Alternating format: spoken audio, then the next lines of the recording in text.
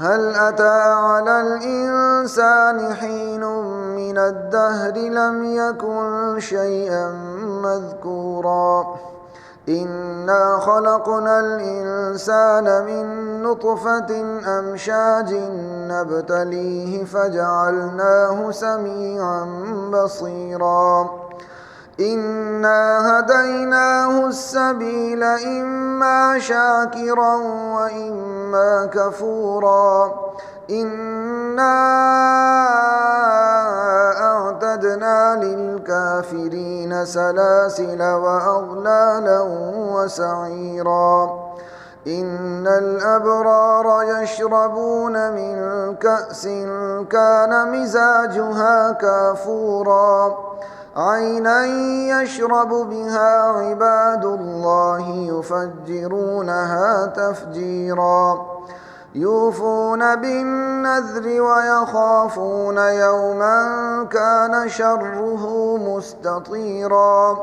ويطعمون الطعام على حبه مسكينا ويتيما وأسيرا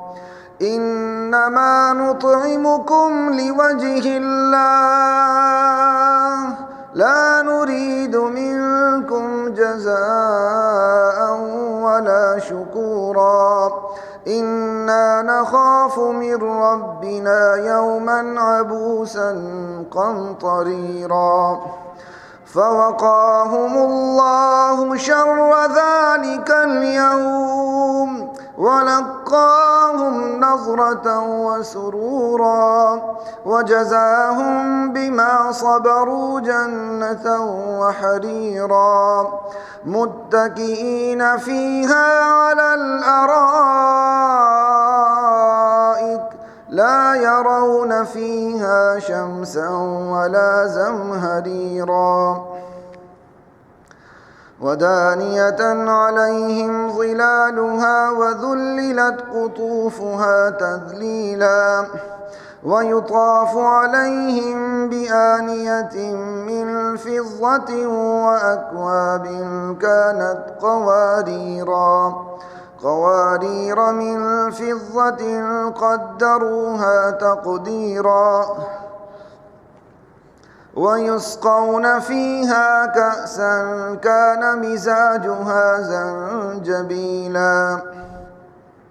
عينا فيها تسمى سلسبيلا ويطوف عليهم ولدان مخلدون إذا رأيتهم حسبتهم لؤلؤا منثورا وإذا رأيت ثم رأيت نعيما وملكا كبيرا عاليهم ثياب سندس خضر واستبرق وحلوا أساور من فضة وسقاهم ربهم شرابا طهورا إن هذا كان لكم جزاء وكان سعيكم مشكورا إنا نحن نزلنا عليك القرآن تنزيلا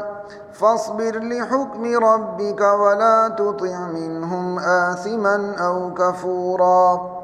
واذكر اسم ربك بكرة وأصيلا ومن الليل فاسجد له وسبحه ليلا طويلا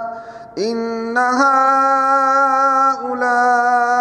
يحبون العاجلة ويذرون وراءهم يوما